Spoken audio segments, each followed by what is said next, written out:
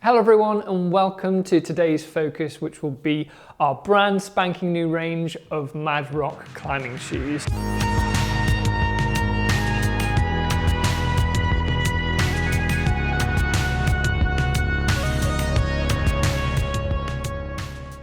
Now, Mad Rock has been around for a little while and has predominantly been in the US, but we're now really fortunate to offer a whole range from beginner to more aggressive and advanced technical climbing footwear. So I thought I might start out by telling you what's different about Mad Rock compared to other climbing brands that are out there. And it's mainly this philosophy around trying to create affordable equipment that still retains its high performance, which in this day and age is quite the feat. This philosophy has been passed down from their founder Young Chu, who is renowned for creating their own climbing gear in order to fund their own climbing journey. From the age of 16, Young created this precedent that gear should not be a barrier to entry. So even if you have to make your own, then he'll do that to get climbing. Fast forward to 2026, and this has led to their more distinctive design and construction choices, revolving mainly around molded compressed rubber, which are components on the front and rear of the shoes, which reduce cost to manufacture and wastage, which means that they retain their affordability and high performance. I think that's a wonderful philosophy to have behind a brand, but let's see if it holds up in the end product. I'll start off with the biggest segment in the range, which is the Mad Rock Drone series. So we have the Mad Rock Drone CS, the 2.1 and the Drone 2. Now I'll get onto the individual models in a minute and what they each do, but they both come in a high and a low volume. In my opinion, the high volume is a pretty average standard volume, so it's not particularly large or voluminous by any stretch. And the low volume is going to be narrower at both the forefoot and at the heel. So those are the main differences there. As far as I'm aware, there's no major differences other than shape between the high and low volume. There's no rubber or tensioning differences that would be different between the two models. They have an average width around the forefoot and quite a narrow heel, and all share an asymmetry or a classic toe box shape. Moving on to the individual models, I think we'll start with the Drone 2.1 because I think this is the most accessible out of the Drone family. I'm also lucky enough to be trialling a pair of the Drone 2.1 HVs at the moment, review incoming. So this model is the one I've spent the most time really getting to know and figuring out where it lands, even within the own range of Mad Rock, but also against other brands and other shoes out there. So keep an eye out for that review, which should be coming out in the next few weeks. Mad Rock places this as their most versatile in the Drone lineup, but personally I find this actually probably the most malleable or the softest out of the three. Now I find this because the midsole underneath the toes is a really minimalist polycarbonate and compressed polyester midsole, which is, just underneath the toes on the top here. Now, over time, that's designed to soften even more. So again, I definitely feel like the construction of this shoe suggests it really wants to flex. By no means is this as soft as a Theory or a Drago or a Mastia, but by Mad Rock standards, I would personally say this is the most malleable of the bunch. The Drone 2.1s come equipped with Mad Rock's compound Science Friction 3.0 on the outsole, which I compare close to Vibrum's XS Edge, and then Science Friction R2 on the heel.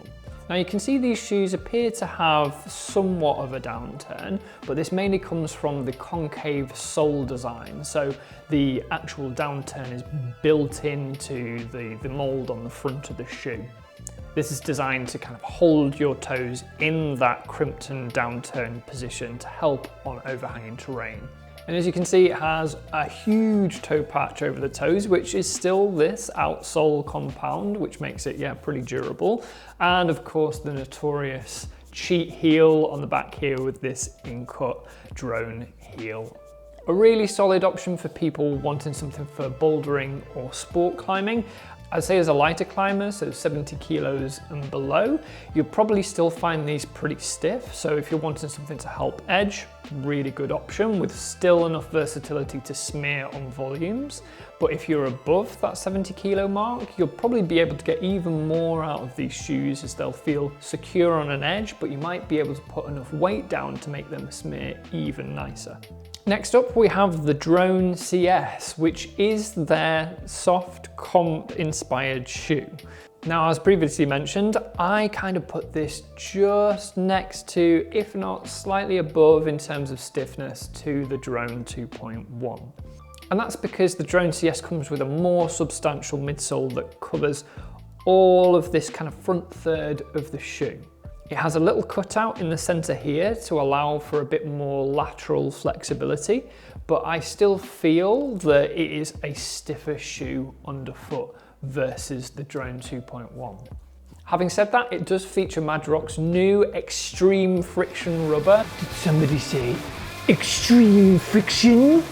Which is supposed to be more grippy and more attuned to something like excess grip 2 versus Science Friction 3.0, which you can find, on the Drone 2.1s. We again also have a bit of a downturn with that concave outsole design and that big old toe patch over the toes, and again, that lovely in-cut drone heel on the back there. So quite a versatile comp shoe if you're wanting something that can switch between smearing on huge volumes and then going to tiny little foot chips, all while the time is still ticking. Last but not least, we have the Drone 2.0. Now this is the stiffest and the most aggressively concaved out of the 3 drones. So this shoe is going to be absolutely ideal at standing on tiny little footholds, whether that be on a slab, vertical wall, or holding tension on an overhang. These are going to be a consideration for people that are wanting a board training shoe, or if you're just wanting something to really help you on your latest overhanging project. People in that average to higher weight category are going to find these shoes even better because, again, putting more weight through them means you're going to get a bit more versatility between its edging and smearing capabilities. If you're a bit lighter, like myself, under that 70 kilo category, you might actually find them a little bit numb, a little bit too stiff, so you might be fighting them on a smear. When I tried these on for the first time, they felt a little bit like C3 crampons. Incredibly secure, worryingly so on a tiny edge, but I couldn't feel like I could move them at all or hook in with my toes. They were just a little bit too stiff. The Drone 2.0 features the same rubbers as the Drone 2.1, so you've got Science Friction 3.0 on the front and then Science Friction R2 on the back. And once again, we have a huge toe patch on the front here and the in-cut drone heel. So dude, if you're enjoying the video, hit the like and subscribe button down below. Hang loose, bro! Now we're joined by the Shark 3, which comes in a high and low volume version, although I would probably say these are on the higher volume and slightly wider side for Madrock. They also come with a really handy volume adjuster at the front of the shoe, which is a combination of elastic and Velcro so that you can adjust the volume right over the toes, which, I haven't really seen before in climbing shoes.